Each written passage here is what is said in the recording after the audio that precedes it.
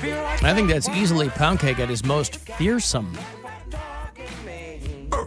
When you think about it, if you heard that coming from the other side of a door, you'd pull your pants up, you'd drop that Uber Eats, and you'd run away in terror, in fear. Hey, Cavs play tonight. They're in San Antonio to play the Spurs at 8:30 here on WMMS and on the iHeartRadio app. They're coming off a win on Saturday night. They'll head to Dallas to play the Mavs on Wednesday night. That's a 9 o'clock game. And you'll hear all of it here on MMS, of course. Tomorrow, as we inch closer to the last live show of 2022, Gwen is going to be in for Mary.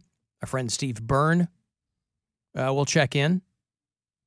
He's an Alan Cox Show comedy tour alum and a very successful, funny dude in his own right. His latest hour is called The Last Late Night. It's on Amazon Prime. I think it's his 5th special for them. And we'll chat with him. We'll get some hot goss from Perez Bilton tomorrow, I assume. Holiday edition. Holiday edition of Hot Goss. The final Perez Bilton for 2022.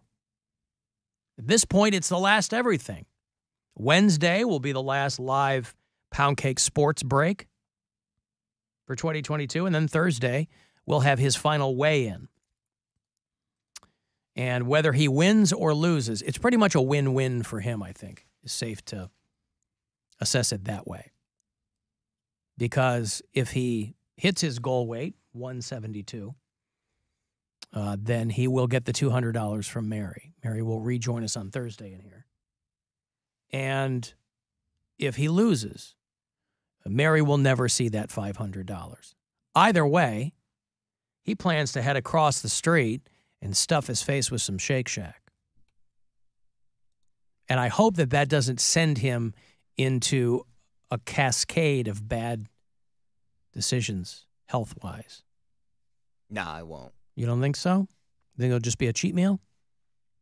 Yeah, because I was, the way I was eating, just looking back on what I was doing to myself, I didn't even realize, like, the most unhealthiest, gluttonous stuff you could have, I would eat for lunch, and then I'd have, like, a second meal for dinner. Like, I haven't had Uber Eats. I have not ordered anything off of Uber Eats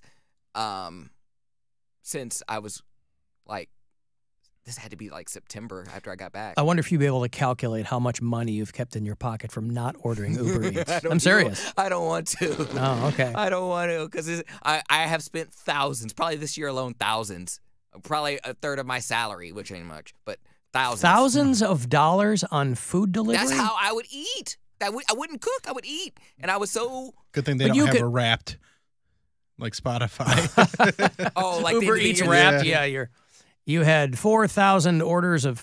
But why wouldn't you stop at a drive-thru on the way home? Sometimes I would. I see. But sometimes it was like out of convenience, and some of the stuff I would want, like a Panda Express, there's no Panda Express on the way home.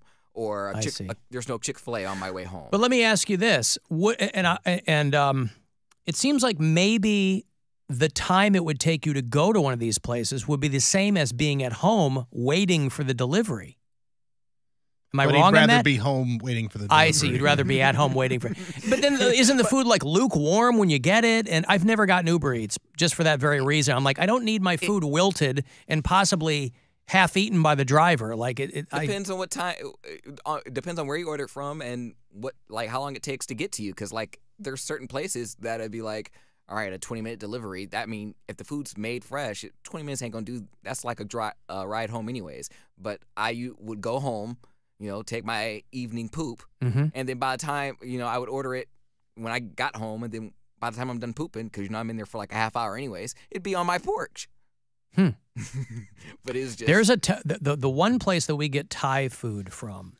The reason we get it from them is because it's a guy and his wife, and they make everything.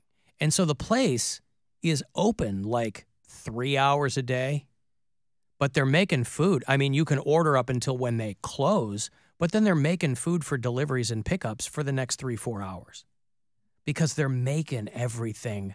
Just the two of them. Oh, it's so good. It's on the spot. So it's not sitting there half warmed or they're not scooping it. Oh, it's so good. Even my app is surprised by me because I have never gotten so many offers to use Uber Eats now that I'm off of it because it's like, Oh, yeah, they want you back. it's like 75% off. I'm like, You're nah. a P1 user. They're like, hey, we missed you.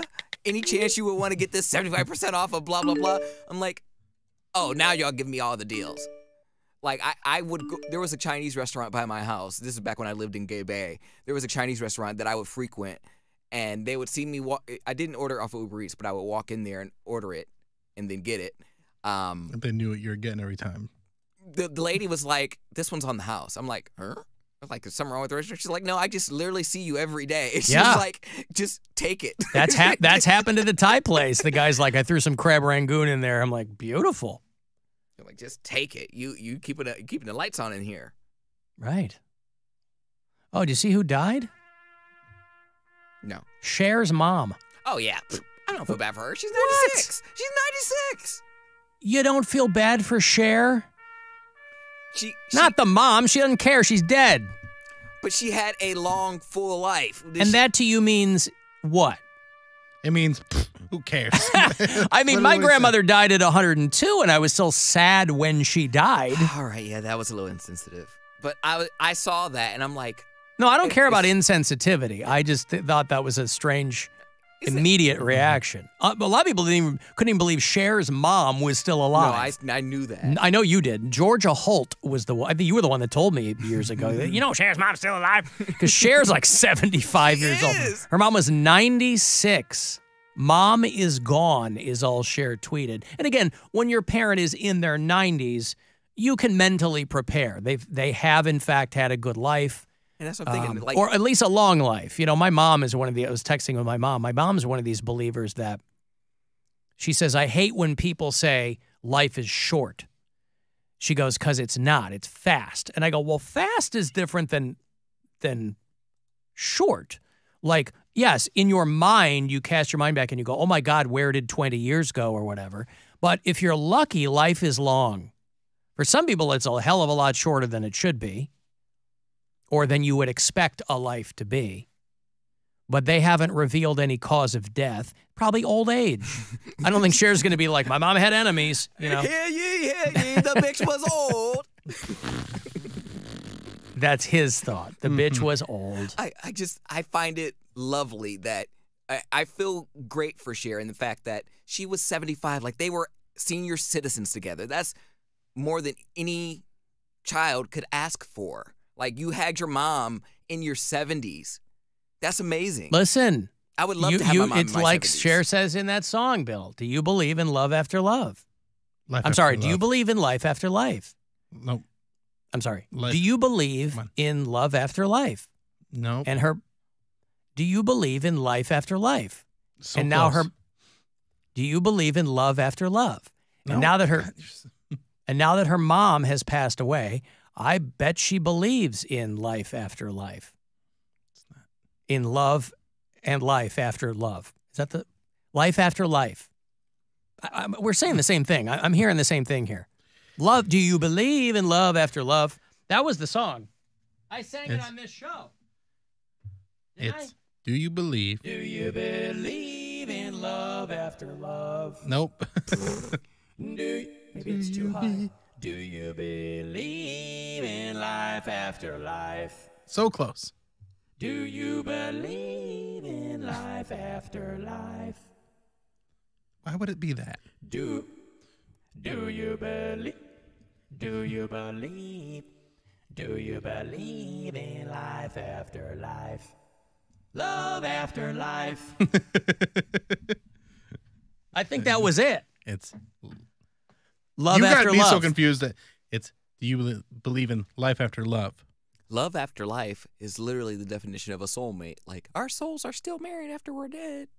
I'm like, I don't want to marry you. I'm dead, bitch. Well, again, and I don't know what.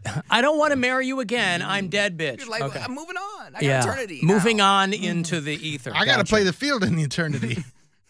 I don't know what Cher's thoughts on. I don't know what her existential beliefs are. I don't know if she believes in an afterlife or anything like that. But she did mention that her mom had been hospitalized with pneumonia, and had been sick off and on. So her mom was basically in the same great shape as Bam Margera, except that her mom was 96, and Bam, of course, much younger. Still, how beautiful. Cher had her mom in her 70s. So Yeah, that's dynamite. That's great. I just hope I'm that fortunate because I would be in a home right with my mom. I'm like, Ma, here.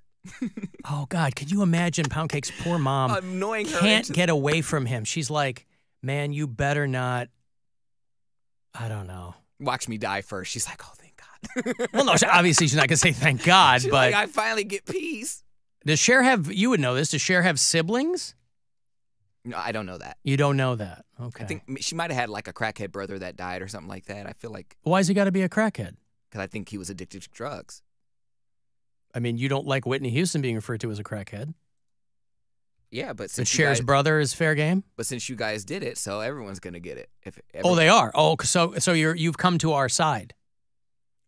I'm all for equality. So if you call her, But we've been doing that for a while, and you've resisted. well, you broke me down. He's like, Crushed my blah, blah, blah, blah. Okay. She's got a half sister, it looks like. Okay. I don't see anything about a crackhead brother. Okay. Nothing about that. A half sister. Okay. Well, anyway, Georgia Holt. You want more from Jenna? Jenna left me. I always love a good Jenna. 58 voicemails. So many. Over the weekend on the After Hours line. It's time for Sweet Nothings with Jenna from Poland. I like the orange photo with the love letters in it to my coworker because I like the love letters because I like the ones about the hot dogs.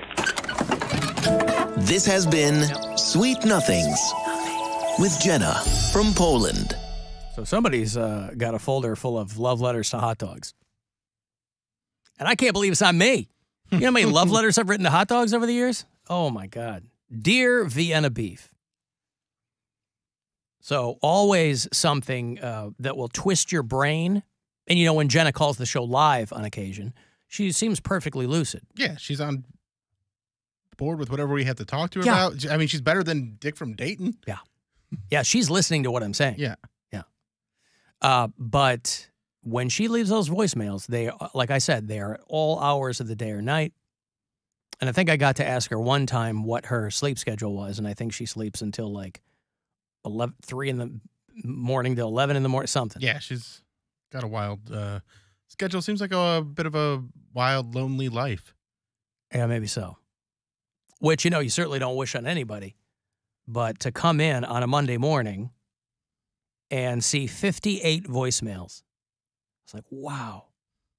And I'm just looking at the list because it's got the name attached, it's got the name, phone number, the way these populate in my email folder, and it's all the same name. It's not her name, it's the name of the person whose phone she uses. So I recognize that, obviously, have for a long time. I go, oh, there's Jenna. And I'll scroll down. There it is. And they were on the gamut from 1:30 to 4 seconds. So there's no rhyme. That's what I love about it. There's no rhyme or reason. It's a nice grab bag. Yeah. And I don't even, in the very beginning of her doing this, I would meticulously go through them. And I was like, why am I doing this? Why am I wasting this time doing this? I can throw a dart at one of these. Grab a little something in there. And they're either going to be useless or they're going to be bananas. But I'm not going through these with a fine-tooth comb anymore looking for the hilarity. So, you know, a couple of people have asked me, what do you think the over-under is on the number of messages she'll leave you while you're on break? And I bet it'll be in the neighborhood of 1,000. If I were to just let it sit and check it on January 3rd, our first live show back, and the day that we'll weigh Poundcake again,